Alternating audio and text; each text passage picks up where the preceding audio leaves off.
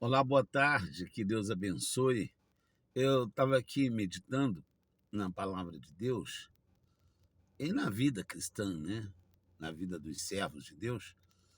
E muitas pessoas, elas, elas ficam reclamando da fé ou murmurando, né? Porque as coisas demoram para acontecer. Elas dizem assim: eu busco a Deus, eu oro, mas parece que Deus não está ouvindo.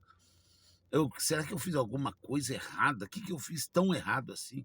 Até quem diga assim, parece que eu joguei pedra na cruz com a mão esquerda. E é como se Deus tivesse errado, sabe? A pessoa olha assim, diz assim, eu oro, eu jejuo, eu leio a Bíblia, eu ouço a palavra, eu estou sempre ouvindo a palavra, sempre cantando um hino, eu estou o momento todo em oração e as coisas não acontecem. O Senhor Jesus diz assim, se me amardes, guardareis as minhas palavras. E então pedirão, e eu vos darei. Eu nem digo que o meu Pai vos dará, eu vos darei, para que o vosso gozo seja completo. Ele promete ele mesmo, claro, em concordância com o Pai, né, de dar. Mas aí você talvez diga assim de novo, mas por que é que comigo não acontece? A pessoa diz assim, teve gente que chegou depois de mim na igreja, tantos anos depois de mim, e já alcançou isso, já alcançou aquilo. Por que que comigo não acontece? Você talvez não tenha prestado atenção em detalhes que parecem pequenos e escapam de nós. Por que que eu estou dizendo isso? Porque eu conversava com uma pessoa, atendi uma pessoa, eu gosto muito de atender, sabe? O atendimento me ensina muita coisa, me faz ver muitas coisas. E aí, se eu não for nécio, eu trago para minha vida. Se eu for nécio, então eu ensino a pessoa e faço como diz lá em Romanos, né? Diz assim, homem que ensina muitos não ensinará a ti mesmo, né? A palavra de Deus, ela nos enquadra legal, né? Então, mas eu atendia essa pessoa e ela está com problemas, por exemplo, com problemas com um ente querido seu que está se envolvendo com o vício de bebida, depois de uma certa idade, se formando já num curso acadêmico e, e com um futuro promissor, e por causa de um abalo que houve no cerne da família, essa pessoa está se desvirtuando. Então a pessoa está com dois problemas: o abalo que houve na família e mais esse ente querido que está tomando um caminho errado, né? E ela disse para mim, pastor, por que é que Deus não me atende? Eu falei, vamos fazer assim, vamos ver o que que a Bíblia diz e a senhora vai praticar essa semana e Deus vai abençoar. A senhora vai fazer o que a Bíblia diz e se ela não tiver mentindo, vai acontecer. A não ser que Deus tenha um plano atrás dessa situação. Mas aí a senhora vai saber que ele vai fazer a senhora saber. E eu disse para ela, primeiro, a senhora tem que perdoar seu marido. Que o marido dela, né, fez o que não devia, traiu ela. E ela disse assim, mas eu já perdoei. Tá bom. Mas a Bíblia diz assim, senhora, amai os vossos inimigos e orai pelos que vos perseguem. O que que a senhora precisa fazer para obedecer isso? A senhora vai orar pelo seu marido, como se orasse por uma alma. Ah, mas eu não quero mais ele de volta. Não, não é um direito seu. A Bíblia diz que no caso de divórcio, a pessoa pode se separar, que ela não fica em débito, não. Ela pode se separar e acabou. Mas a Bíblia não diz que é para a gente abandonar a pessoa. A senhora vai fazer assim. A senhora crê que Jesus morreu por ele? Ela disse, creio. A senhora crê que ele quer salvá-lo? Creio. Então ajude o propósito de Deus. Porque se pedirdes alguma coisa segundo a minha vontade, eu vos darei. Então a senhora vai orar por ele e dizer: meu Deus, abençoe a vida dele. Toma ele em tuas mãos, não deixa nada acontecer de errado. Abençoe a moça que está com ele, porque é uma alma. Salva a alma dela e a alma dele. E ela começou a chorar. E eu falei: faça isso, dona. Suba de nível. Saia do nível da carne, que quer vingança, que quer revanche, e suba ao nível do teu pai, porque a Bíblia diz: orai pelos que vos perseguem, amai vossos inimigos, orai pelos que vos perseguem, e aí diz assim: e sereis filhos do vosso pai, que a todos atende, e não faz acepção de pessoas. Quer dizer, aí você vai ser filho do teu pai, e o filho pede, o pai dá. Ela ficou assim, olhando, aí ela foi embora. Voltou agora. Ontem nós nos sentamos novamente para conversar. Ela pediu atendimento, eu estava atendendo na frente do altar e ela veio falar conosco. E ela me contou das situações, das coisas que aconteceram, que o ente querido dela chegou de madrugada quando ela estava saindo para a igreja. A pessoa estava chegando, embriagada, e aquelas coisas que acontecem, e discussão, e a filha lhe maltratou e mentiu, e estava cheirando álcool e tal. Depois que ela falou tudo que ela quis falar, eu fiz uma pergunta: a senhora orou pela alma do seu marido e da moça que está com ele? Ela começou a chorar e disse: eu não consigo. Porque eu não consigo, pastor, o senhor não sabe o que ele me fez.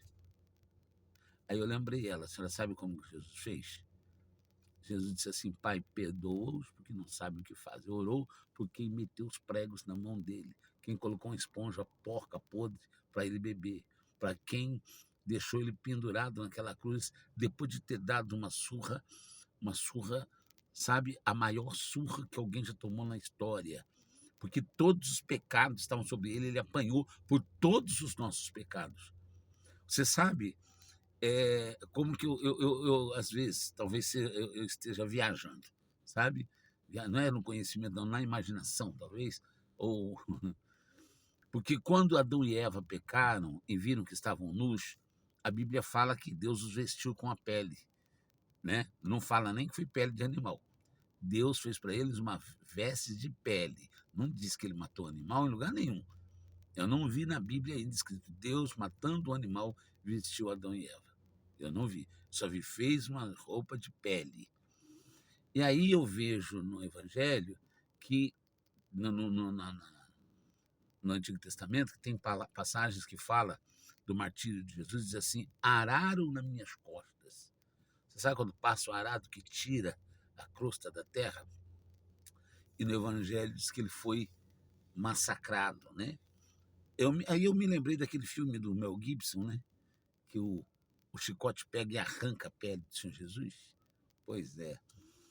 E arrancaram a pele dele. E a Bíblia diz assim: revestivos de Cristo. Nós temos que nos vestir dessa pele, que foi arrancada dele para que a gente se vista dela. A gente tem que estar vestido de Jesus.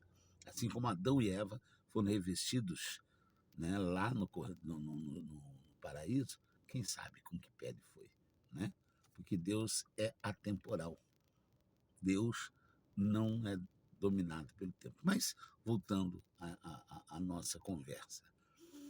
E aí diz assim: e sereis filhos do vosso Pai que está no céu, quando orar pelos vossos inimigos, amar os vossos inimigos e orar pelos que vos perseguem. Coisa simples, que parece tão difícil por causa da nossa carne. E aí as coisas não acontecem. Porque muitas vezes eu já vi muitos cristãos batendo na mão e dizendo assim: eu quero justiça, meu pai faz justiça. E a justiça, para ela, é o seu inimigo pagar o pato. É o seu inimigo gemer. No pau da goiaba, como dizia meu pai, né? Quando apanha, a gente, quando era menino, apanhava com um galho de goiabeira. Né? Gemer no pau da goiaba significa apanhar com um galho de goiabeira que ele torta, faz a curva toda, mas não quebra. Era de amargar aquilo lá. Mas foi bom pra gente. E, e, e a pessoa ela não consegue orar. Ela não consegue ser igual ao seu pai. Ela não consegue ser a imagem do seu pai.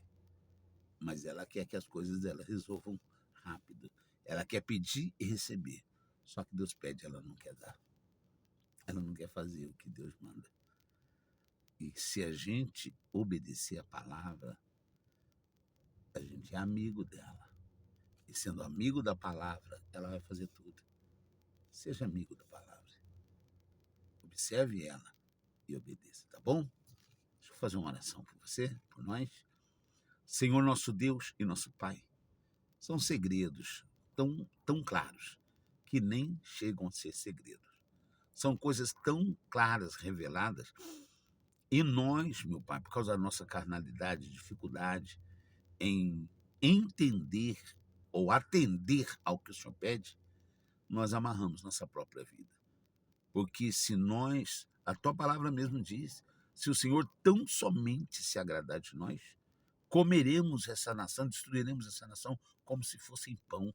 Foi o que disse Caleb quando o povo teve medo de obedecer a tua palavra e entrar na terra prometida, com medo dos gigantes.